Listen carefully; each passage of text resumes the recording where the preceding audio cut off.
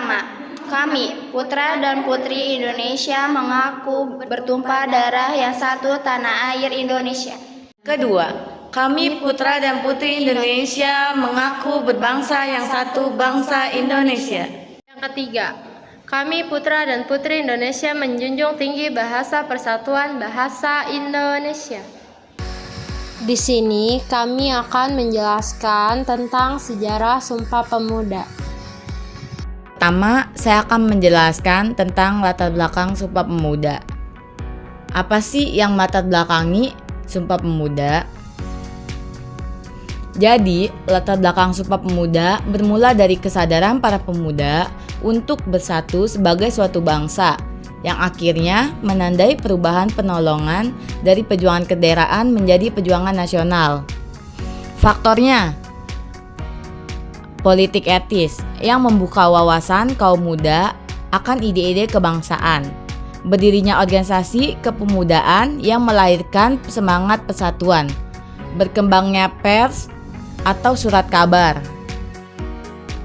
Tujuan Sumpah Pemuda yaitu mewujudkan cita-cita semua perkumpulan pemuda Indonesia untuk bersatu di Indonesia demi Indonesia merdeka, dan juga memperkuat kebangsaan Indonesia dan memperteguh semangat persatuan Indonesia.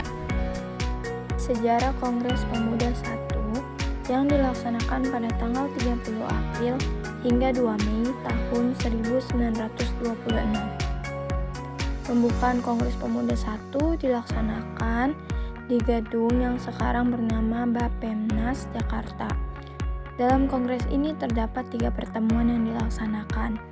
Pada pertemuan pertama, kongres ini dipimpin oleh Muhammad Tabrani yang membukanya dengan pidato.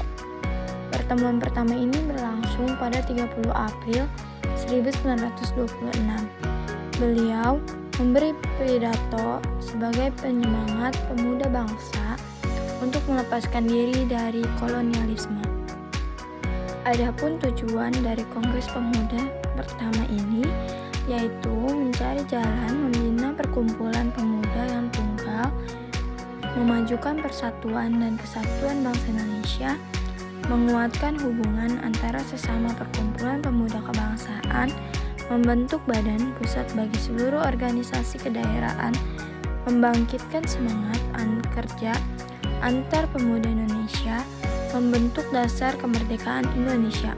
Hasil Kongres Pemuda 1 yang pertama adalah kemerdekaan Indonesia menjadi hal yang ideal bagi seluruh pemuda Indonesia. Yang kedua, segala perserikatan pemuda harus berupaya menuju mempersatukan diri dalam satu perkumpulan. Yang ketiga, cita-cita Indonesia merdeka menjadi cita-cita bagi seluruh pemuda Indonesia. Yang keempat, organisasi pemuda digunakan sebagai wadah untuk mengakui dan menerima cita-cita persatuan bangsa Indonesia. Pertemuan kedua yaitu tepatnya pada tanggal 1 Mei 1926 dilaksanakan dengan membahas topik yang berkaitan dengan kedudukan perempuan yang dihadiri oleh banyak pembicara perempuan. Kemudian, keesokan harinya dilaksanakan pertemuan ketiga yang membahas mengenai penggunaan bahasa Melayu yang dipimpin oleh Muhammad Yamin. Hadiri oleh wakil organisasi pemuda Jong Java, Jong Sumatera Nendon, Jong Ambon, Sekarukun, Jong Islamieten, Bon, Studerenden Minahasers, Jong Batak Bons, dan pemuda kaum Teosofi. Kongres Pemuda II berlangsung pada tanggal 27 sampai 28 Oktober 1928. Isi Sumpah Pemuda Kongres kedua berlangsung 2 hari di 3 lokasi berbeda, yakni di Gedung Katolik Jongonlin, Pun, Ots Java Blast Club, dan Indonesian Club Jibau. Selama Kongres, Muhammad Yamin menyampaikan pandangan tentang arti persatuan bagi pemuda, yakni sejarah, bahasa, hukum adat, pendidikan, dan kemauan. Pada rapat ketiga di Gedung Indonesian Club Jibau, Di hari kedua ketika Suenario menjelaskan pentingnya kepaduan nasionalisme dan demokrasi, Muhammad Yamin menulis karena tidak ingin Kongres berakhir tanpa hasil atau keputusan.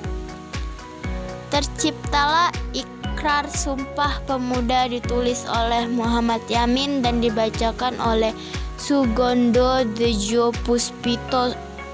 Sumpah Pemuda dicetuskan dalam Kongres kedua pada 28 Oktober 1928. Tujuan Kongres Pemuda II melahirkan cita-cita semua perkumpulan para pemuda Indonesia, membahas masalah pergerakan pemuda Indonesia, serta memperkuat kesadaran kebangsaan dan memperteguh kesatuan Indonesia. Hasilnya terakhir Ikrar Sumpah Pemuda. Tokoh Kongres Pemuda II 28-27 Oktober 1928. Yang pertama, Suegondo Dejojo Puspito sebagai Ketua Kongres Pemuda II. Yang kedua ada RM Joko Marsit sebagai Wakil Ketua. Yang ketiga ada Muhammad Yamin sebagai Sekretaris. Yang keempat ada Suenario Sastrowardoyo sebagai penasehat umum dalam perumusan naskah. Yang kelima ada Amir Syarifuddin sebagai bendahara. Yang keenam ada Xie Kong Leong sebagai tokoh yang menyediakan tempat. Yang ketujuh ada Kartosuwiryo sebagai sekretaris perumusan. Yang kedelapan ada Johannes Leimena sebagai mahasiswa yang menjadi panitia. Sekian penjelasan Sumpah Pemuda yang dapat kami sampaikan, semoga dapat dimengerti. Terimalah salam dari kami, Sahadatun Namo Buddhaya.